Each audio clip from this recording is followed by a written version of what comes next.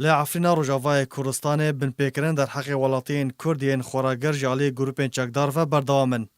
ده ولاتی بتمنی بناو علی قلندر کوج آلی چکدار کی دما شوانتیا پز خود دکر هاتو بو ارمانج کرن جبر برینین خوا جیان خوش دستا و شهید بو. جدرن خوجهی راگهاندن کو علی قلندر یه 8 سالی کو بخوش گنده قنتر یه ماباتیا پشتی جالی چکدار کی دجبا شمیه ده کو بناو اسماعیل حاج بکر هاتو بو گلباران کرن ده نخوشخانه که ترکیه ده شهید بو. لالیه کی دن جدرن جناو نافچای ماباتا دازانین کدما ترم علی قلندر گهشتیا گند خلک نافچای کومبون و جبر پرسان خواستن که کوجر و تاوانبر ورن سزادان و چکدار جنافچای ورن درخستن.